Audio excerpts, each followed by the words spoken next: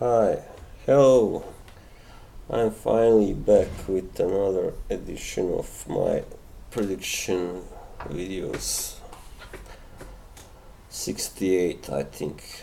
This is the first time I'm have with a new haircut in a long time anyway.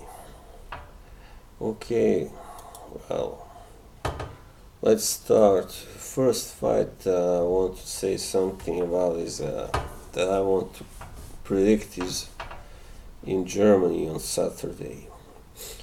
It's for a WBA super middleweight title. Tyron Zeuge versus Rocky Fielding. Yes, Zeuge is Zeuge, I think it's pronounced. He's undefeated currently. He's got 22 wins and 1 draw with 12 knockouts. And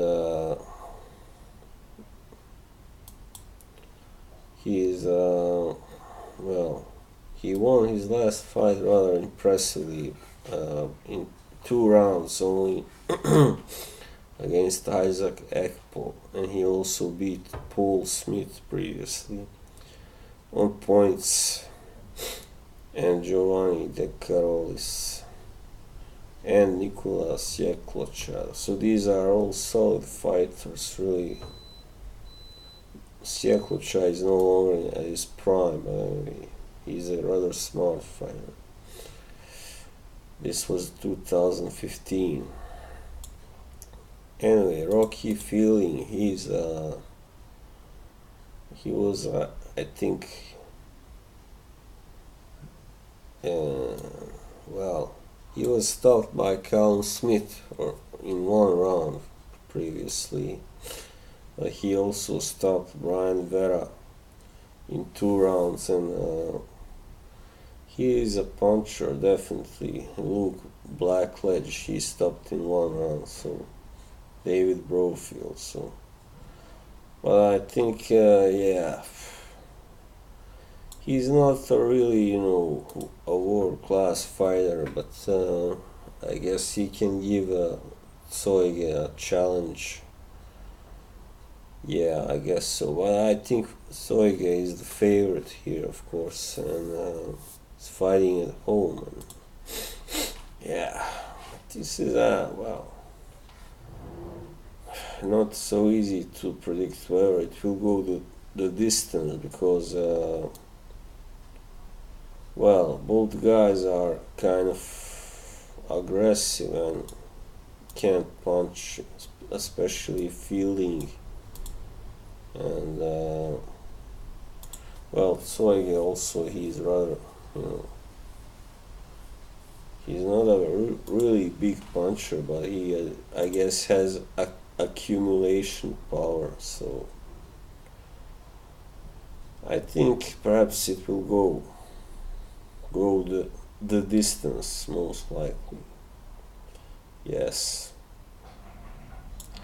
So I have Tyron Zeuge winning by a decision, unanimous.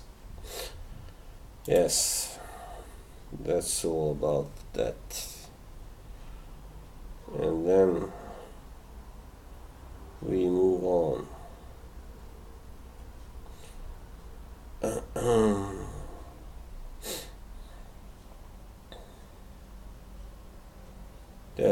There aren't that many fights that are really worth covering, but here is one. It's in America, New Orleans. Regis Prograis is fighting against Juan Jose Velasco. It's for the interim WBC super lightweight title. Well, I haven't really heard much about this guy Velasco before. He's an Argentinian. They are usually tough fighters. action fighters. But Regis Prograis has been really very, very impressive so far, and he destroyed Julius Indongo in March in only 2 rounds, and also Joel Diaz Jr. he destroyed also in 2 rounds. So he's really Aaron Herrera. So, but of course, except for a fight against Indongo, he hasn't really been against anyone really good, so far. And Indongo is not, well, he's not, I guess, a world beater, even though he does have two good victories on his record, Trojanowski and Burns. So, but I think I would really like to see Prograis fight someone like Josh Taylor. That would be the best fight for him, for both, right now. But anyway, Velasco, well, only 3 guys have so far lasted the distance against Prograis, and neither had to go 12 rounds like Velasco has. So I don't think he will be able to last either. It's not so likely. So I think Prograis he likes to get him out early. So, but I think this will go at least about 4 or 5 rounds, maybe 6. Maybe, I don't know really. Velasco is just, I don't even know why Prograis is fighting him. This guy is a total unknown, hasn't fought anyone yet, that is even remotely familiar. So, but anyway, Prograis I think will win by a stoppage again within the first 6 rounds. Okay. Enough said. Let's go to the next fight, and it is on Sunday, actually, in Kuala Lumpur, Malaysia. Well, first I would like to say something about another fight on the same card. It's Moruti Mthalane, the great flyweight, who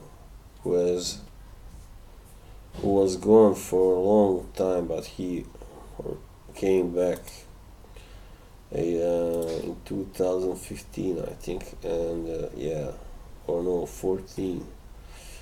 He is fighting Muhammad Waseem, who is he's actually from Pakistan, but he fights in South Korea. Wow. So this guy I don't know really anything about. He's got only 8 fights, all victories, and 6 by KO. Yeah. Well, I mean, Matalan is just a class above. He's won his last 4 fights by stoppage, so he beat some decent fighters like Ardin Dial and Isaac Quay, Genesis Libranza. So this is for the IBF, actually, flyweight title. It's a title that Moruti has already held once, of course, back in between 2009 and 2012. So I think he will win this very likely by a stoppage. I think somewhere in the 8th round or something, 7th or 8th. I think he has a few stoppages in these rounds, so He is just, even though he's not so young anymore, but he's still too much, I think, for somebody like Waseem, who is really untested and unexperienced, and you know. But we will see, of course. Yeah, well, I guess we can go to the main fight and the star fight. Yeah, uh, yeah. Well, okay. It's Lucas Martin Matthysse versus Manny Pacquiao on the same card, of course, and Matthysse is defending his WBA welterweight title for the first time. Of course, he was a light welterweight before, and well, neither of these guys are really, what they used to be, of course. But Matthysse is still the younger man by 4 years, and he's suffered far less devastating defeats than Pacquiao, who was brutally knocked out more than once. Last time against Juan Marquez, of course. Yeah. What else to say? Well, I don't know. Pacquiao is just.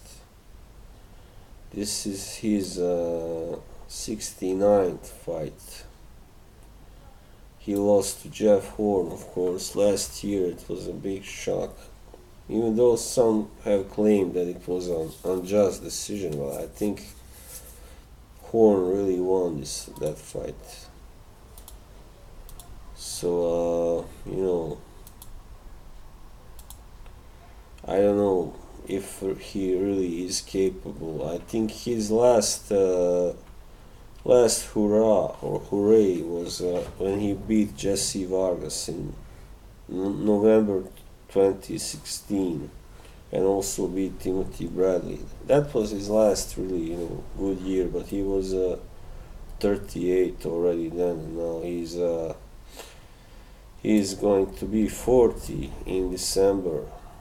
So this is, I guess, most likely his last fight, especially if he loses, which I think he will. Yeah, so Matthysse is of course a big puncher still, despite not being at his old weight class. But it's not such a big difference, is it? Only a few pounds. So he beat the 38-0 Kiran from Thailand to win the title. So it was a KO 8. And so before that his only knockout loss was, of course, to Victor Postol. That was a big surprise. Yeah. But I think he is just still. They are equal in height, it seems. And Matthisse's got a 2-inch reach advantage. So if he can find a way to use that advantage, even though he's not that kind of fighter, he's more like an inside fighter, I guess. Both are really action fighters, of course, and they are not there to box, so this will be a good fight for sure, whoever wins. But I think most likely it's going to be Matthysse, because for all the the reasons that I already said, he's the younger guy, he's the stronger guy, the harder hitter at this weight for sure. Yeah, because Pacquiao has only been above 130, I guess, or 35. He can only be really an accumulation puncher. Forget that Hatton knockout, okay? That was something special. But of course, Matthysse is the guy who can knock you out with one punch or two punches, three. And I think Pacquiao may be in for another brutal loss here. Just maybe. Either way, I just don't see him really being dominant here. So, yeah, Matthysse, I think will break him down, no matter how long that takes. I can see Manny, doing well early on, and then, getting broken down by Matthysse. I guess this will last, perhaps, at least 8 rounds. I guess it will last for sure. So I think Matthysse will win. Another stoppage prediction in the 8th or the 9th round, something like that. Yeah. So that was all for now. Thank you, and bye bye. See you.